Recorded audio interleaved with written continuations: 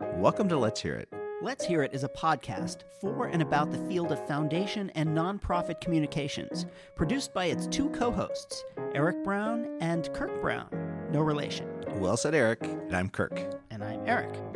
The podcast is sponsored by the College Futures Foundation.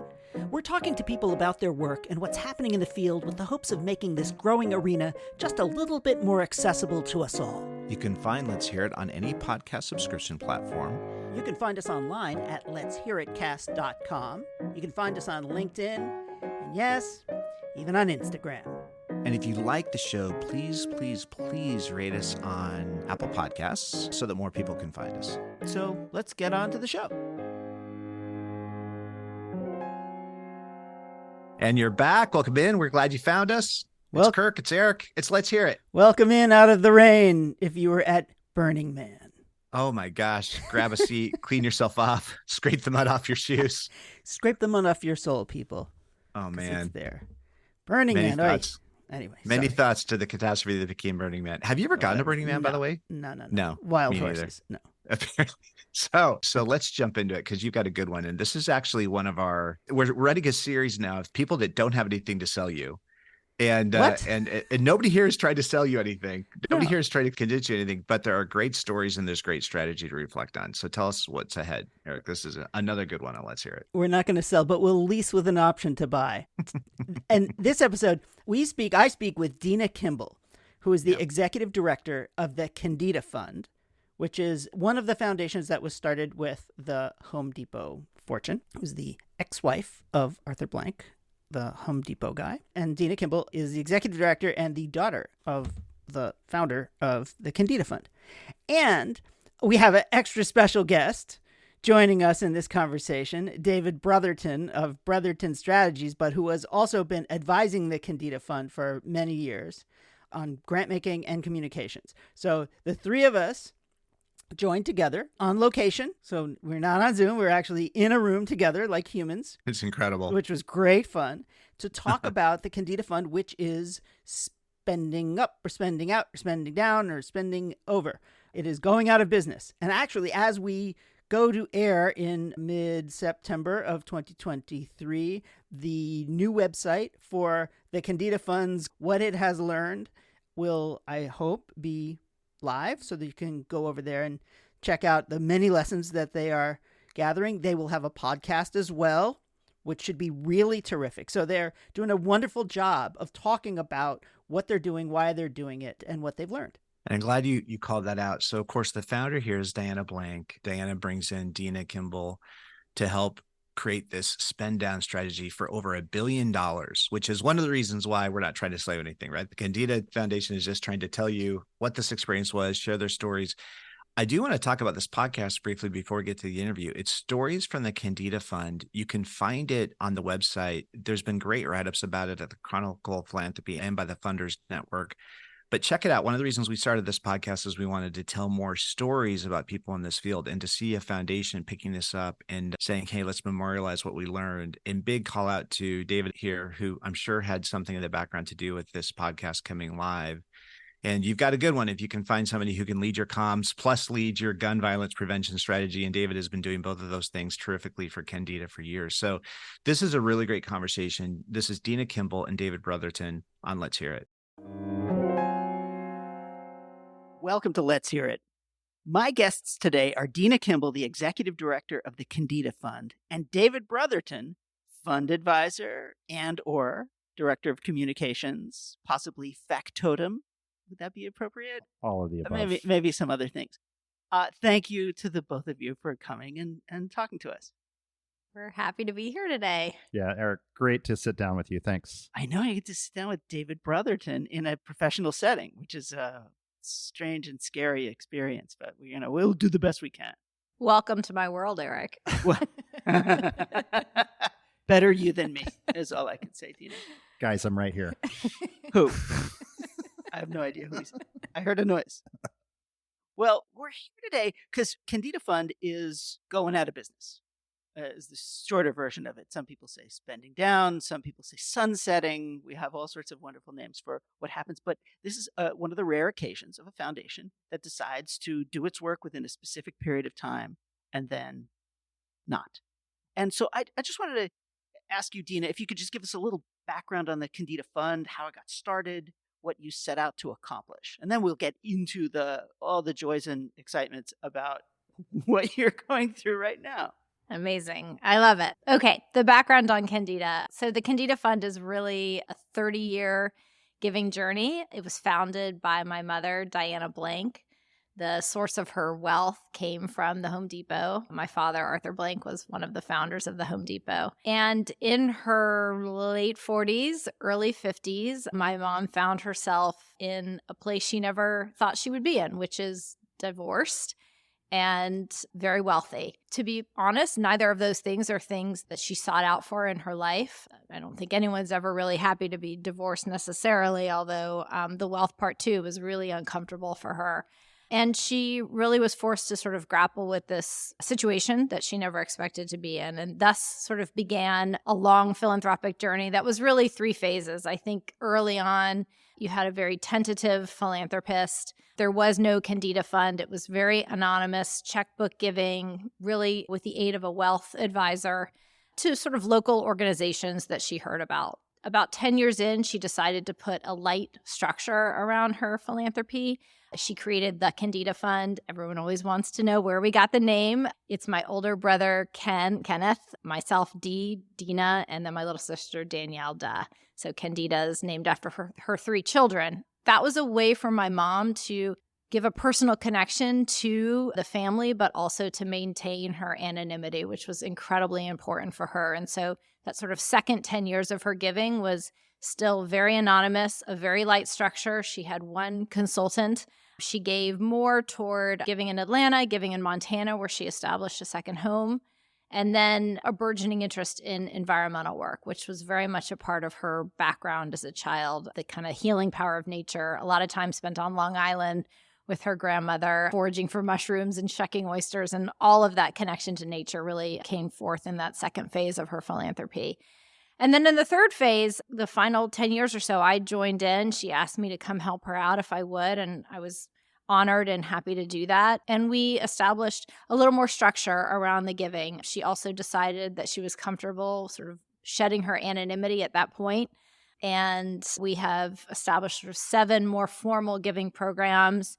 We now have a bigger staff than we had at the time. We have about 6 full-time staff members, but are still relatively small. And this year, as you noted, is our final year of giving. We call it Spending Out, which has felt like the right phase for us. And it's been a really remarkable journey. It'll be over about $1 billion in grant making that she'll have made in 30 years. That's incredible. It's funny, I've foraged for subway tokens in Queens, so I really feel a kinship with your mom. So it's interesting.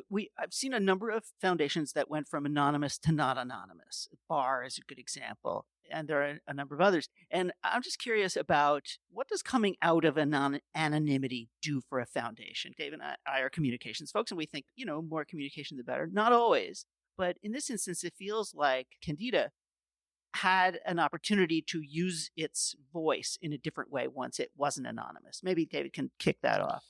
Yeah, it's funny you mentioned BAR because you may or may not remember, I was one of the consultants that they brought in when they were getting ready to go from anonymous to not. And I helped them think through what were the communications implications of that choice.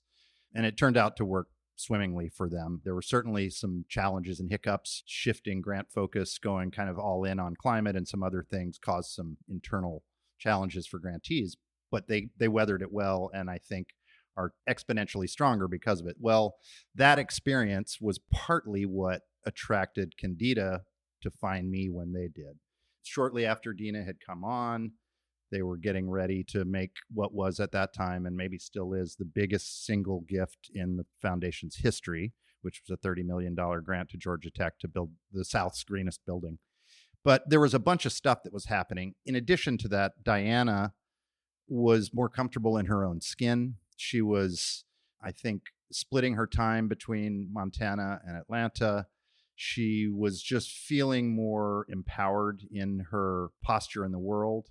And I think recognized that, most importantly, that big gift and grants which would follow were going to not have the leverage and impact that they could if she was still hiding behind the curtain.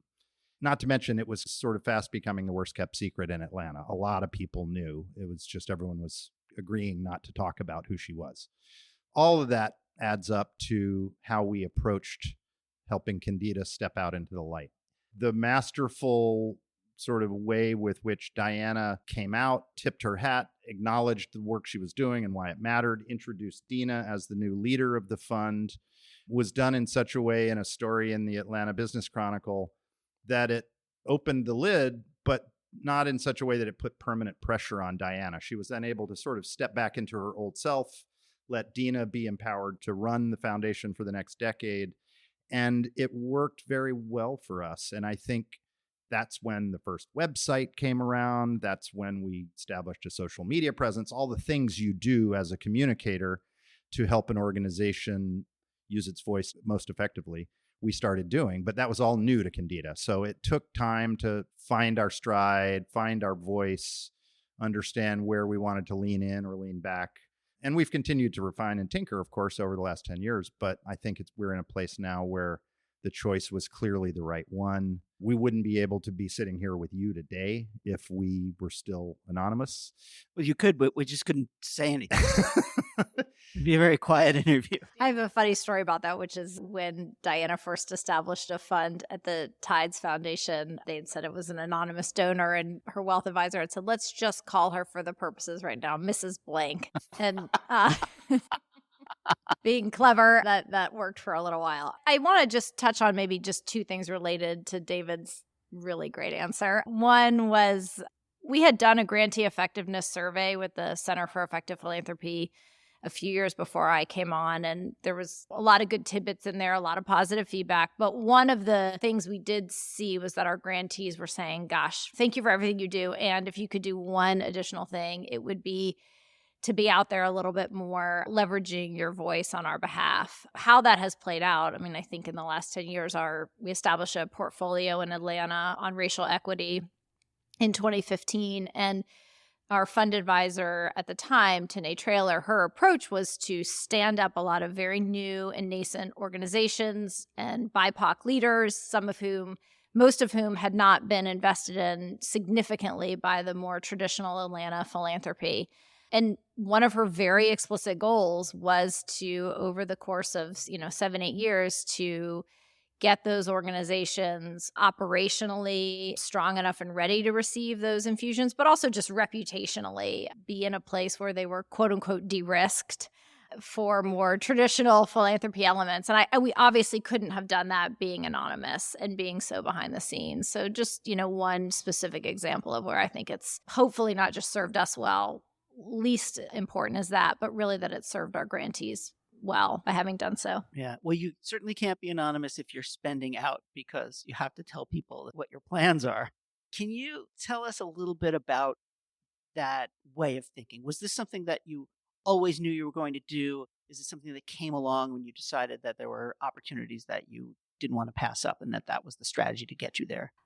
When Diana started, when my mom started, that was not, limited life was not part of her lexicon. She was definitely not focused on what the next 30 years would look like. I do think from the very beginning, she never thought of this money as her legacy and was very sensitive even from the beginning about involving her kids, wanting us to be able to go out and live our own life. So I think that the kernels of spend out were sort of always there, but that wasn't really formalized until maybe, 20 years in, 15 years in.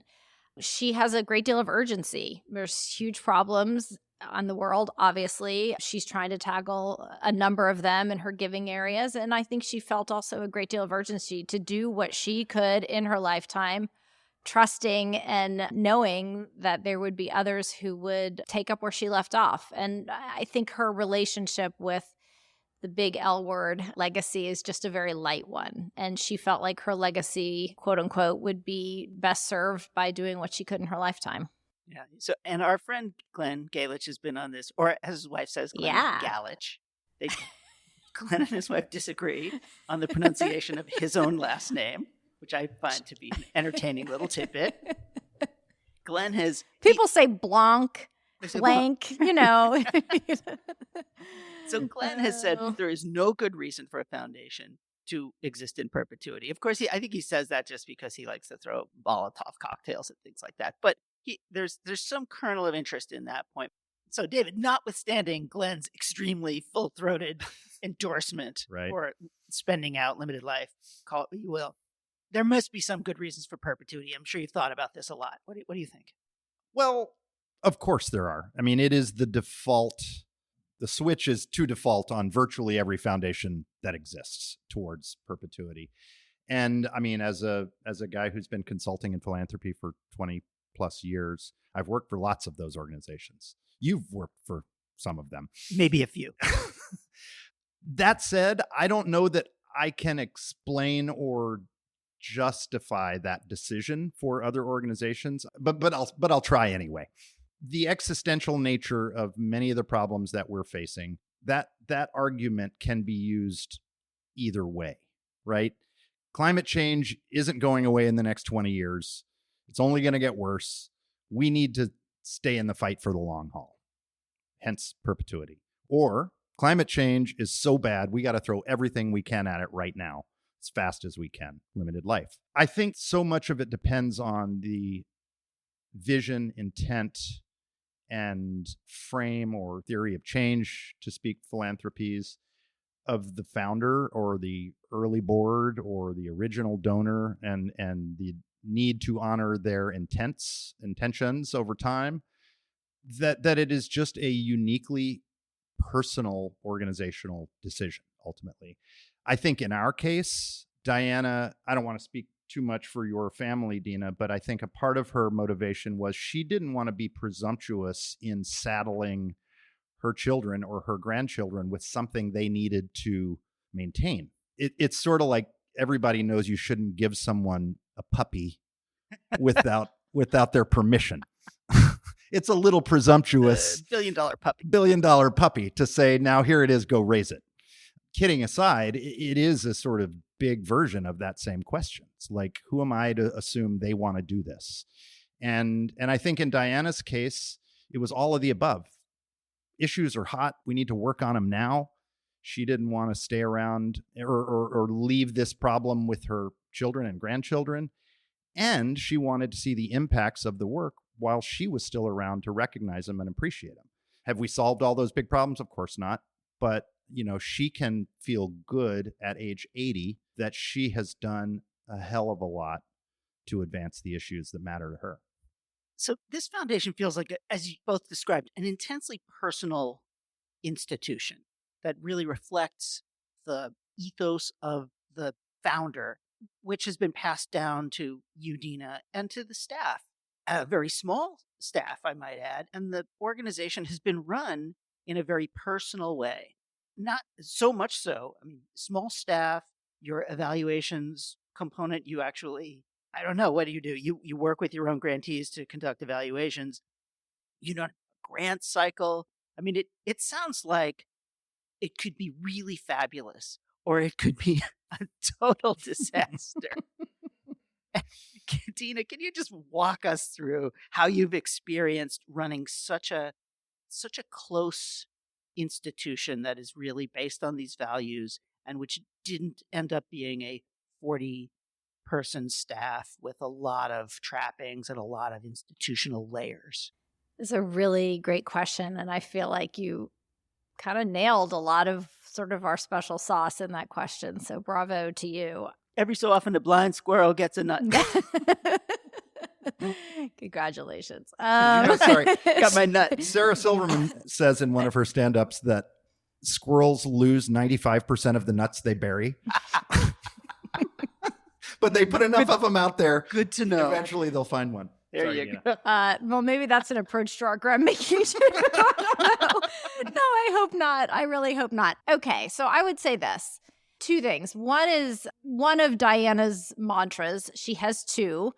Or she has many, but the two that really guide her. One of them is Joseph Campbell's Follow Your Bliss, which really basically speaks to this idea of not just following like your interest because it's fun or it'll make you happy, but sort of a deep belief that if you really are listening to the things that activate and animate you, your passions, that becomes a opportunity to go really deep, to leverage that passion for deep curiosity, for lifelong learning, for lots of rigor, for lots of engagement, for deep relationships. And that is the expectation she's had of herself. And that is the invitation that she has given to her team to bring, I don't want it to sound like we're this sort of fluffy crew that just goes around and kind of funds what we like. But I think this notion of following your bliss at the organizational level, certainly at the founder level, and frankly at the staff level, is done because I think my mom intuitively understands that following bliss is a way to bring rigor, deep relationships, lifelong learning, which I think are the hallmarks for lots of good grant making, not just grant making we do, but grant making others do. So that's maybe the first thing I'll say. The second is it does, I think, require a lot of trust in the communities and movements that we're a part of, certainly in the small staff that she has hired. We have absolutely made mistakes. You don't give away, $50, $60, $70 million a year and not make mistakes. But I think in sometimes that those mistakes, if I reflect on the biggest mistakes that I feel like I've made, it has been more an outgrowth of not being in authentic enough relationships with my grantees and having more of a top-down agenda. Her second mantra is, I wonder what this will be like. And I think that speaks to this ongoing learning, ongoing curiosity. And I think we have generally been attracted to grantees who are sort of obsessed with their own learning.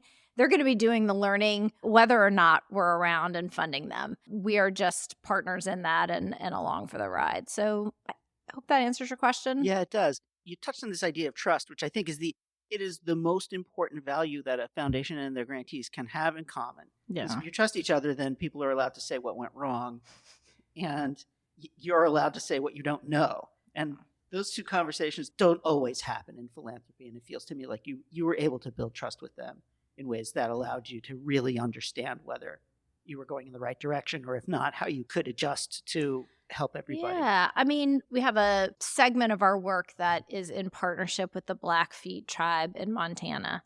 It would be almost impossible for us to go into relationship with that community and think we have a better sense of exactly where the money should go and, how one might reintroduce buffalo in the most sensitive, impactful way to the Badger 2 medicine wilderness. Like that is not our domain. That is not our dish that we cook. And yet it has been so fun and engaging and inspiring to learn through them and with them. And I do think that trust has been mutually extended. And there have been, I think, throughout the spend out process, our grantees also trusting in us that we're going to uphold our end of the bargain and our relationship with them, do the very best we can to support them. We have a operating reserves program that we've created for our grantees to build up their operating reserves in advance of our leaving. And, we sort of feel like that is sort of a mutual compact and a mutual trust that we are going to be there with them through 2023 and do everything we can to position them for success on the back end. Well, that's a great spot to take a quick break. When we come back from the break, I want to talk a lot more about the spending out experience, the things that you're doing right now and what you're thinking about what you want to leave. So we'll be right back with Dena Kimball and David Brotherton. You're listening to Let's Hear It, a podcast about foundation and nonprofit communications, hosted by Eric Brown and Kirk Brown. Let's Hear It is sponsored by the Stupski Foundation, a foundation returning all its resources to the communities it calls home in Hawaii and the San Francisco Bay Area by 2029 to support just and resilient food, health, and higher education systems for all. Because change can't wait. Learn more at stupski.org. And now, back to the show. And we are back with Dena Kimball, the executive director of the Kendeda Fund, and David Brotherton, fund advisor and factotum. I like totem. New title. I love think this. it's a very good title. Is that a capital F? Depends.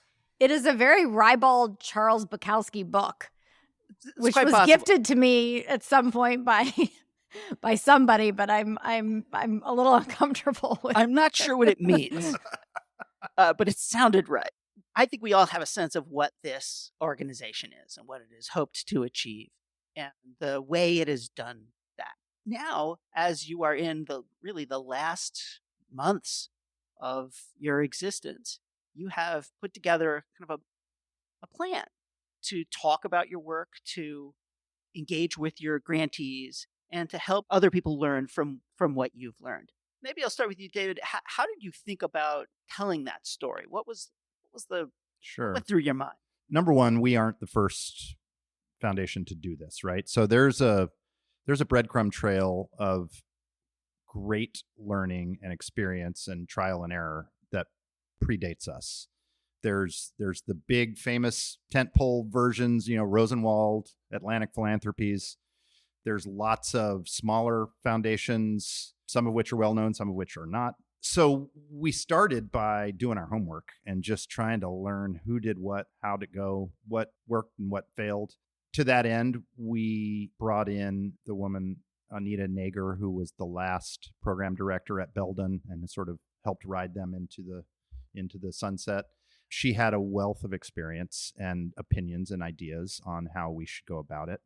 And we've been engaged with her for 4 or 5 years at this point. And she forced some very early questions, obvious things like pick a date. You can't do this if you aren't specific, both for programmatic purposes and for investment purposes. We needed to know what was the pool of funds we had to work with and what were we trying to run down. Grantees deserve to know all of that stuff. We also recognized you need to be communicative and transparent about this choice as early as possible. Grantees deserve it. The work shifts and moves based on the trajectory of funding. In my gun violence prevention portfolio, it was a tail. It was a ramp down with most of my grantees. You don't want to just drop them off a cliff. Oh, by the way, that was your last grant. Good luck. We were very explicit and worked with them to sort of ease the blow of us going away. We also helped establish operating reserves at 30 or more of our kind of core partners, organizations who maybe didn't anticipate the value of having a rainy day fund that they could draw from, when the next COVID comes down or whatever crisis might present itself. We worked very intentionally with those groups to help them build up those operating reserves for long-term organizational health. On the communication side, I guess this is a communications podcast at some level. There was a bunch of things we started doing maybe more recently in the last couple of years. Planning for a website where a bunch of things could live. The website will not be structured in a traditional way, the way foundation sites commonly are. Here's our programs, here's our team. It's going to be more of a narrative experience for interested parties who might want to learn from our example. That could be other funders, that could be emergent donors who haven't even established their own philanthropic sort of plan yet. It will be our grantee partners as a way to lift up and highlight some of the great work they did. That site's going to have a 9-episode podcast competing with Let's Hear It, of course. Clearly. We're going to squish them like a buck. No. It will have... Congratulations. Thank you. It will have a really compelling data visualization journey that visitors can go on that kind of shows visually what does 30 years of grant making look like. It will have reflections from each of our programs on what does the work mean, how has it gone well, what are the challenges ahead for the next 10 or 20 or 30 years. So we're kind of trying to create this place where big ideas can live that are less about wasn't Kendeda great or isn't Diana an amazing person for having done it, but more about what the heck did we learn along the way. And if a half a dozen or 50 organizations can learn from that, then it was worth it. But it is an interesting last year. It feels increasingly breathless.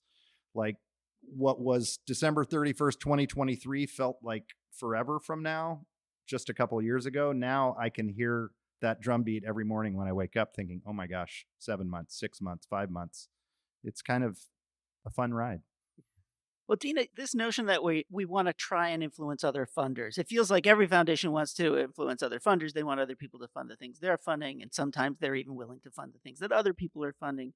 so that you can get more leverage or whatever you want to use as your descriptor. But the idea that now there's a lot more funder, we believe that there's more money coming, maybe. So Oxfam said that during the first 2 years of the pandemic, there was a new billionaire created every 33 hours. That's a billionaire with a B. So that's 573 billionaires. And our hope is that they will decide to give that money away to good causes. And my guess is that for a foundation that has done what it's done, learned what it's learned, that those are some of the types of people that you could have a lot of leverage with. Do you have one piece of advice for those 572 billionaires with a B who, with any luck at all, will do something good with that money? If I had one piece of advice, I heard this quote. My mom religiously watches CBS Sunday morning, and therefore part of my job description is also to watch CBS Sunday morning every Sunday. Recently, Michael J. Fox was on, and he said something at the end, related to his personal lifetime with Parkinson's now, but he said something to the effect of gratitude becomes the basis for sustaining optimism. And I think my piece of advice would be, if you can maintain a posture of gratitude throughout this, the gratitude for the opportunity to make a difference, the gratitude that on a daily basis you have the chance to be around incredible change makers who are doing amazing work in the world, even in the face of a lot of evidence to the contrary. I think it becomes much easier to stay in a place of optimism as opposed to a place of hopelessness and despair. And I think that optimism becomes a point at which we can connect with people whose life experiences are very, very different from ours. It's sort of in a shared collective journey to make the world a better place. So I think my one piece of advice would be to try to just stay in a posture of gratitude. Oh, also to pay a communications advisor a lot of money. That would be my second piece of advice. David wanted me to make sure I got that in. We should work on that. Do you want to reset your rate? No, I would just add to Dena's sarcasm. The real truth of our journey and the communicating we are doing this year is not to go to the world with a posture that spending out is what you must do. This is a story about spending out is what Kendeda chose to do. And we learned some stuff along the way. We've made some choices structurally, operationally, programmatically along the way. And most of those resulted in good outcomes. Sometimes there were some bumpy lessons learned along the way. But this is a journey that one woman with one worldview has gone through, and we are here to help her actualize that. That's different from Glenn Galich, who has a very strong point of view that everybody should do it, and there's no justification for retained wealth.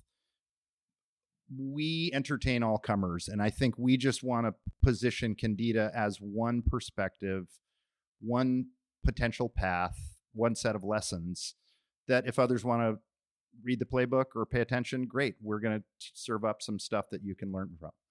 Yeah, one of the reasons that foundations, I think, don't like to say what went wrong is I've long said that, and I use the royal we because I used to work for one. We have phenomenally paper-thin skins and we're hemophiliacs. We just don't want anyone to say anything bad about on blood us. thinners. On blood thinners. That's right. And when a foundation is candid about what didn't go according to plan, it's how you build trust with grantees. It's how you maybe perhaps build trust with your colleagues in the field, but it's also how you learn and how you teach. Dena, can you talk about, you are clearly a foundation that is willing to say what it thinks, but in ways that are, I think, quite generous to all concerned. Can you talk about some of the things that you learned, maybe something you would have done a little differently? Thank you for saying that. That's kind. The added benefit of truth. Yeah, well, I hope so. On our best days, I hope so. I've been thinking a little bit about regret and I think there is one thing other than David that I regret. It's just, we're next to it. The apotheosis of brotherhood. To do it all over again, she would not have brought me on. I would say the thing I regret is I think I was very focused on maintaining one of Diana's sort of values on not, centering ourselves, not having a light touch with our philanthropy, not building up this big institution, and so on and so forth. And so I myself really stayed away from, I think I embodied very much her value of quiet giving, lead by example, humility, blah, blah, blah. I hope so. But what I think I missed a little bit on was her equal and sometimes opposite value on curiosity. And it kept me away from some of the colleagues and people that I've had the chance to meet in the last 6 months who really are just as thoughtful, if not more than we are, and really are doing great work in philanthropy. And I think in some ways, the attempt to maybe differentiate ourselves put me at arm's distance from some colleagues who I could have learned a lot from. Just one example is, I had a chance recently to be in conversation with a few other second generation types, which is not the normal company I keep, that the National Center for Family Philanthropy had put me in a room with. And it was really like a lovely, thought-provoking, thoughtful hour. And I regret not putting myself in some of those spaces a little more often. And so now I'd like to go out with my favorite question. And I'll start with you, David. What's one thing that you're most proud of? Oh, convincing Dena to hire me. No. No, it's not hard. There is a lot to be proud of in this organization's work over 30 years. Me personally, as a guy who wears two hats, one is communications, one is programs focused on gun violence prevention. We, in our gun violence work, made an intentional and early choice to focus on how the frame around gun violence can shape attitudes around the issue. It is, like so many things in our world these days, a polarized pro versus anti, red versus blue, pick your frame. But it is one of those deeply polarizing issues.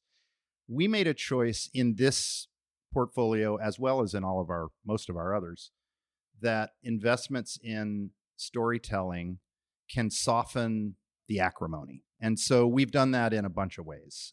We went big and often to support The Trace, which is the only full-time dedicated newsroom covering guns and gun violence and the business of guns all the time. It's a single subject newsroom that has won tons of awards and done amazing reporting. We have invested in Sundance documentary films around guns and gun violence, trying to expand the public health frame that defines the issue, trying to look at guns not just as an urban crime issue, but as a suicide issue, as a rural state issue, presenting the complexity of this issue. We've funded podcasts focused on comparing and contrasting the Mountain West's attitudes on guns with the Deep South's attitudes on guns, et cetera, et cetera. And our grantees have won awards along the way, including the first ever Pulitzer Prize for NPR with a podcast that spun out of a project we did there.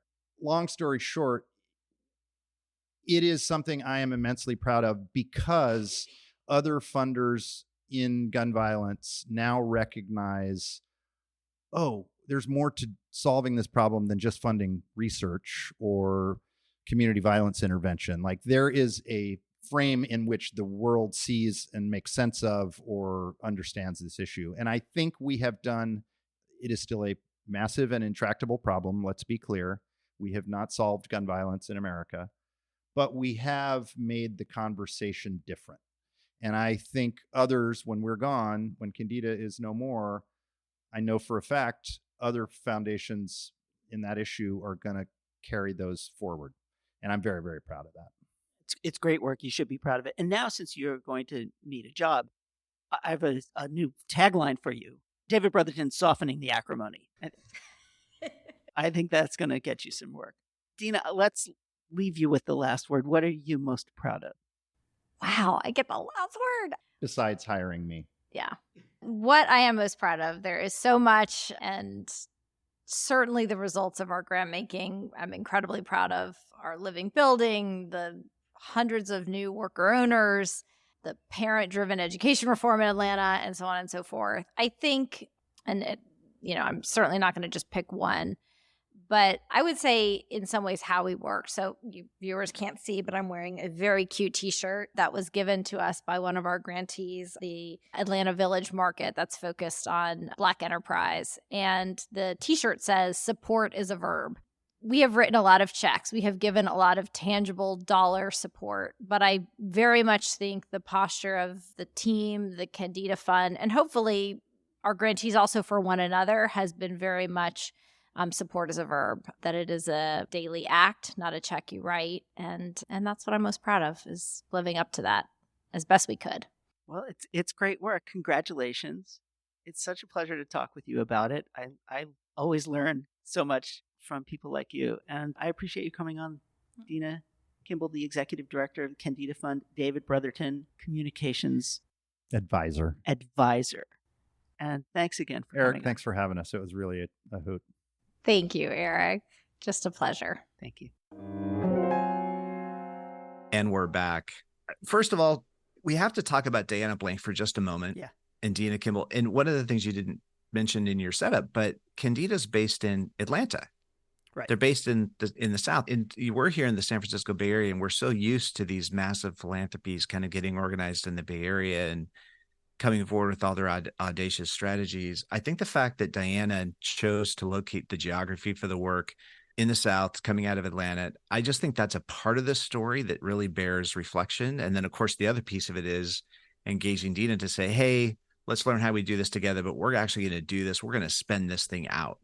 And I feel like they did that relatively early in their trajectory. As we have seen more spend out stuff recently, but I feel like they've quietly been at this for a while. But what do you make of all of that? That combination of family, it's learning to do this together. It's a massive amount of money, $1 billion. And this is coming from Atlanta, Georgia, not San Francisco or Seattle or, any of our West Coast cities. The elites of the West Coast. Though, of course, Atlanta is elite by far in its own right, right? Sure. Well, I think just in general that this foundation is of a type, it is a family-run organization. They never aspired to be huge in staffing. They never aspired to be the story. Kendeda was very quiet. It was anonymous for a fair amount of time, and then it was kind of semi-anonymous. And slowly, I love the story about Mrs. Blank, who was the philanthropist, and they were just kind of calling it Blank instead of who it was, and it actually her name was Blank. Funny story about anonymity. I guess when your name is Blank and you want to be anonymous, that's one way to do it. But the point is that this foundation has run itself in a very personal, quiet, local way. And for a community like Atlanta, which doesn't see a ton of large philanthropy, I'm sure that it has made an enormous amount of difference for people, because they really were able to have those kinds of conversations and to be that kind of personal institution for people. And I think that's quite interesting. The other thing is just how they did their work and how they decided to go out of business all feels very authentic. It doesn't feel like a big performance art piece. This is about how you are going to take your family and your personal values and apply them to your philanthropy. And I really just can't commend them enough for the way they have gone about this. I think it's just a great lesson for folks out there. Stupski Foundation, we now a sponsor, but a long time ago we had Glenn Gallich on as guest, also a foundation that is spending out and doing it in, I think, a very, very thoughtful way. Those are great examples of foundations that have been very specific, very direct. They were able to concentrate their funding because they had a shorter time horizon and make a real difference. But as we talk about this, I like the intersection between the personal stories as well as the philanthropic journey here.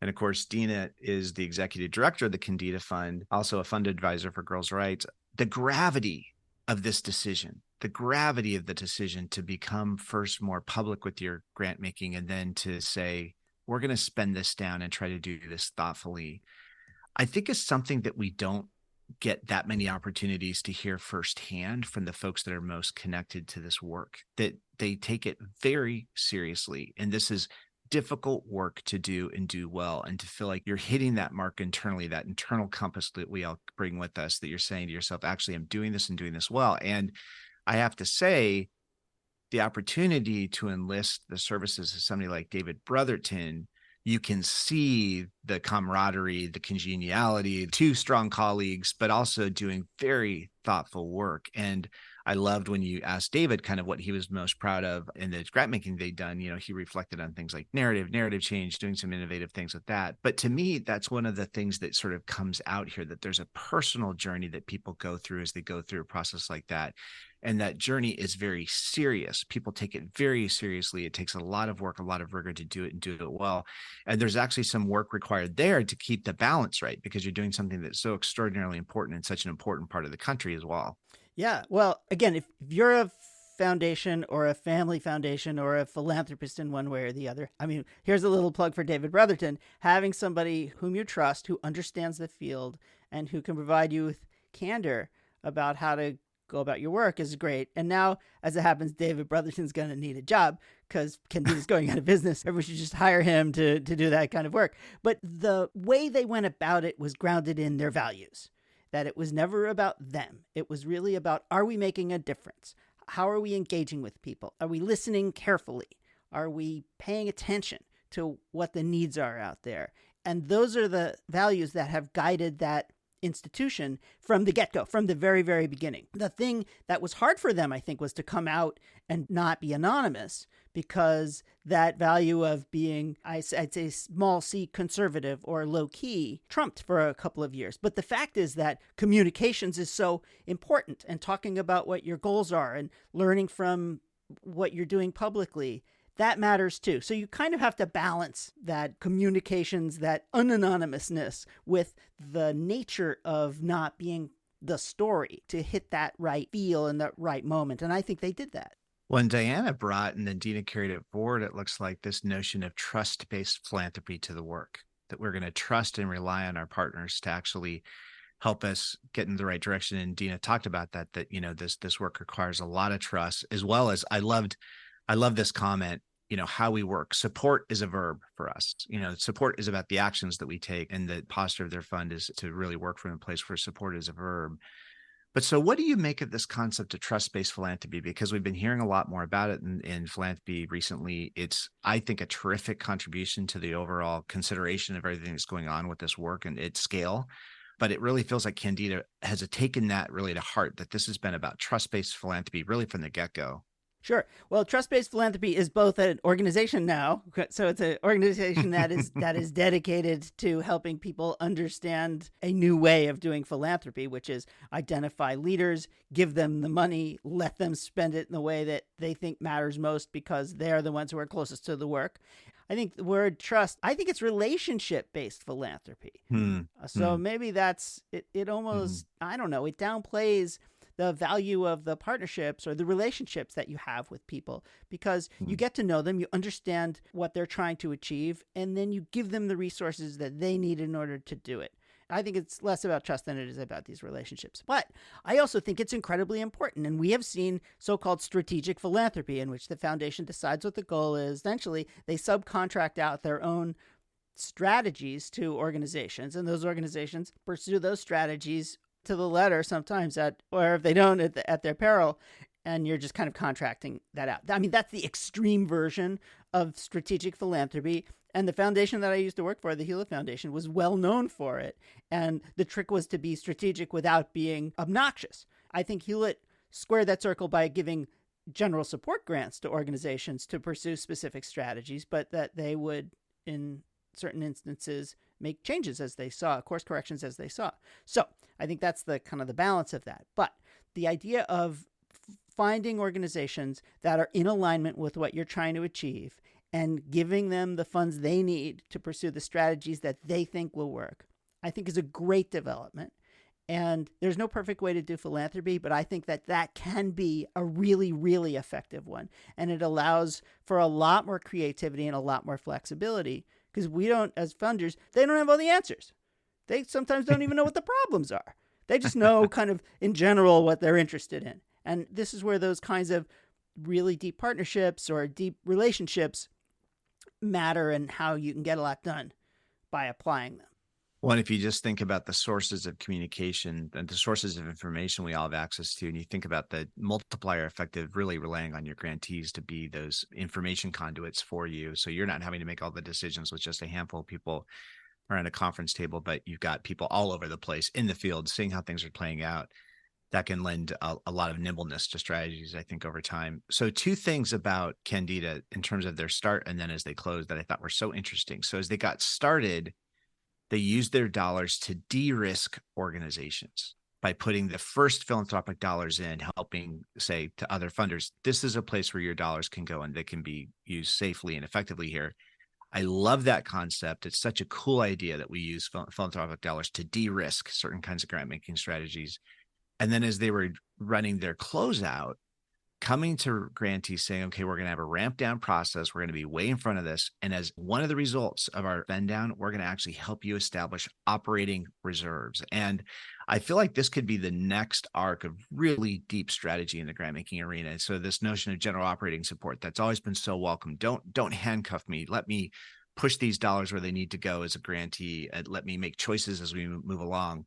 But yet every organization runs this pressure of how do I fund this year? How do I make this all work out? And this is one of the big disconnects between foundations and their grantees. Foundations don't face that pressure. And so there's this inherent power imbalance between these people desperate to make their budget per year and these people that are kind of just trying to figure out how to get to their spend down year by year. But this idea of helping grantees develop operating reserves to help eliminate some of that stress, but also underscore that trust, saying, actually, we think over time and perpetuity, these are resources best sitting with you rather than sitting inside of the confines of a foundation endowment.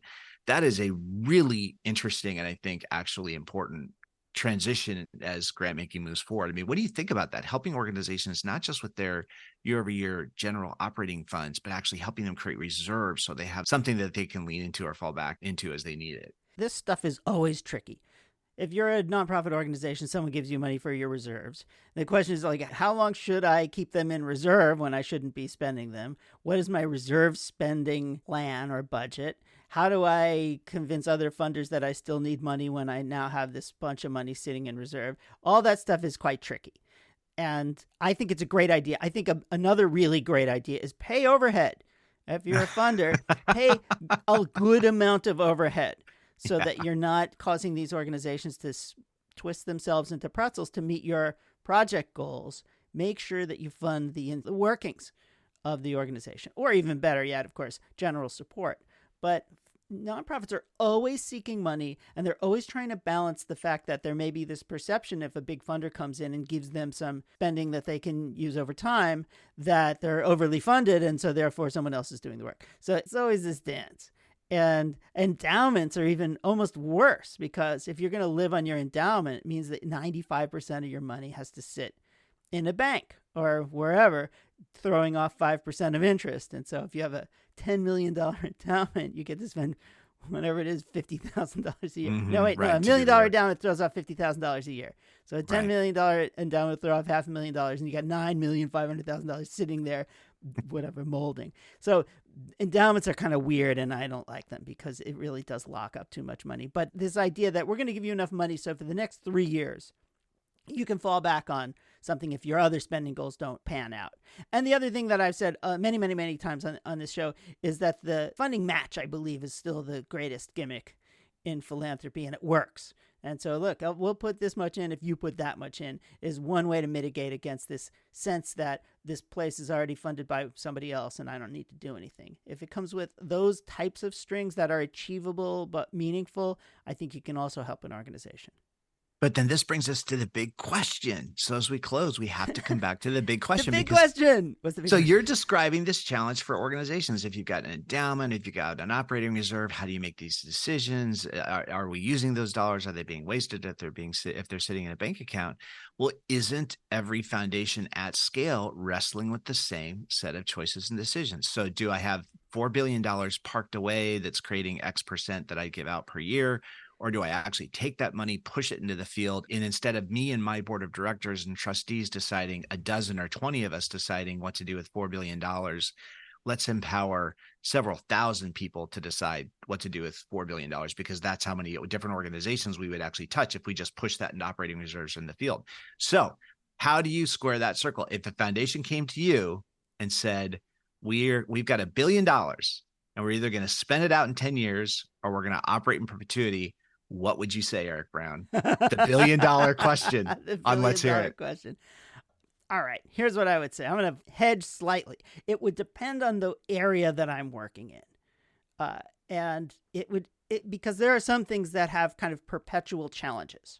So it's possible that I would establish, or I would help support organizations that are doing this work over time and give them enough money and enough lead time to do it for a period of time. Or you could keep it in the foundation and make sure that these organizations are well funded and can rely on your spending over a long period of time, knowing that I can't think of the issue exactly, but I think hunger, homelessness, many of these kind of social challenges they will persist in one form or another over time. And you need to make sure that if you care about it, that it is taken care of. I actually frankly think that the arts is another one where foundation funding for arts is not good right now. And so if you dedicated your foundation to arts funding and made sure that certain types of organizations will be funded over time, I think that you could argue for a semi-perpetual organization. But there may be things that, if not now, never, like climate change.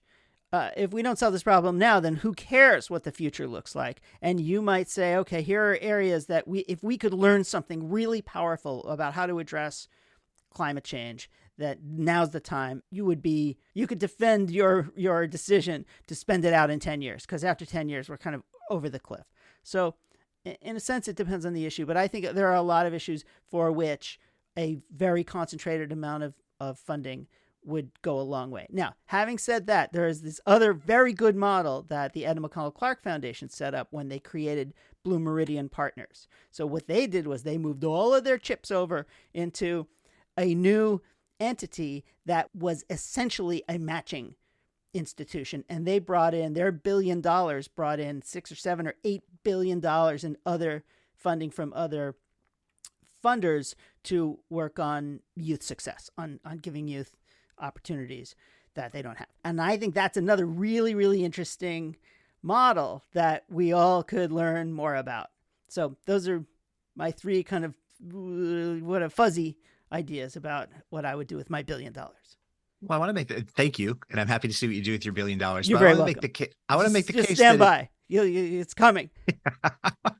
I want to make the case that it's not fuzzy at all, in the sense that we know that ecosystems require diversity to be resilient. And so having different foundations and different philanthropies, trying different strategies, different approaches, some spending down, some not. I think it's the combination of all of that thinking and the collection of what we learn from that helps us. And actually getting into the nitty gritty of how all these grants work, the pitch I would make to everybody is it's less about spend down or not. It's even less about general operating support or not. In my experience, you also want to think about timeframes. So if you push $1 million into an organization that's never consumed that much support before, and then you'd say, tell us how it goes in 12 months, you're almost setting that organization up for failure. So this notion of multi-year grants, I actually think it's multi-year, not saying it's 2-year increments. That's multi-years. It's like, no, actually, we're going to give you a large amount of money. We're going to call it general operating support. Come back to us in 2 years and tell us how you've scaled up to work at this level. And then we'll come back and do another couple of years, but now we'll fund at that level or even greater, because now we want to fund you to match the next increment of scale. And that kind of like scaling strategies, that notion that things need to sort of take time to heat up and get more effective. Our time is so limited, it seems like, in philanthropy, that sometimes we don't have the chance for those deeper conversations. But this concept of like just taking lessons learned and learning what worked, what didn't, to build off each other's experience. This is why I love stories from the Kendeda Fund. So again, Dena and David, thank you so much for creating this resource, this series of episodes that describe different aspects of your experience at the Kendeda Fund. I'm sure it was much harder to do than they initially envisioned to create this, series of podcasts, but there's some really interesting stuff in here, isn't there, Eric? I mean, they start out talking about the family dimension, Dena and Diana working together, pull examples from different interventions they've done. Their second episode is about Grove Park. They talk about regenerative design with Atlanta's green buildings, narrative change, community wealth building. I mean, all of the different things that they've worked on as a foundation. So what do you think, Eric? Should we encourage every foundation everywhere to create a podcast series that actually encapsulates parts of their strategy? Man, I think that would be amazing. Absolutely. And you know what? If it puts us out of business, Kirk, that's okay. That's okay. Because it'll be all for the good. By the way, can I just say something, Kirk? I think you're getting really good at this. What are you talking about? You really can't. You managed this conversation so nicely. I appreciate that a lot. I hang out in the background. I do nothing. You do all the work. You find all the people. You have all the conversations. And every now and then I show up for 15 minutes. That's what goes on around here. Let's be clear. We know what happens. You're just getting to be quite the whiz. And I'm not being facetious. I mean that. Well, so in terms of putting ourselves out of business, let's wrap this up here then. Dena Kimball, David Brotherton, very soon your work will be done with the Kendeda Fund. I think it's just the starting point, though, for what's ahead for both of you, the lessons you've accumulated, the stories, the experience. Again, David being able to balance both the comm side and the program side, that is a very tough thing to do. My colleague Eric Brown can probably attest to that in many ways. And then Dena, taking this so seriously, doing this so well, working within the context of a family legacy, working with Dena Blank to take this foundation and carry it forward. This is a tremendous testament to the work, gravity, the seriousness, the intelligence, the thoughtfulness, and just the real graciousness that's been on display here. So as we close, Dena reminds us that gratitude is really important, that we shouldn't forget the gratitude that should underscore all of this. So it's Eric with great gratitude. I say thank you for your compliment, but also thank you for this great conversation. This has been a great one today. And speaking of gratitude, another vote of gratitude, a vote of thanks to the College Futures Foundation, our newest sponsor. We are deeply grateful to you. Thank you so much for sponsoring this podcast. Thanks all of you who are listening. And thank you to all of our guests. My goodness, this field is full of awesome people, isn't it, Eric? It certainly is. And you is full of you, Kirk. There you go. Dena Kimball, David Brotherton, the Kendeda Fund. That was awesome. We'll see you next time on Let's Hear It. Okay, everybody, that's it for this episode. Please let us know if you have any thoughts about what you heard today or people we should have on this show, and that definitely includes yourself. And we'd like to thank our indefatigable producer, Harper Brown, John Ali, the tuneful and inspiring composer of our theme music, our sponsor, the Lumina Foundation. And please check out Lumina's terrific podcast, Today's Students, Tomorrow's Talent, and you can find that at luminafoundation.org. We certainly thank today's guest and, of course, all of you. And most importantly, thank you, Mr. Brown. Oh, no. Thank you, Mr. Brown. Okay, everybody. Until next time.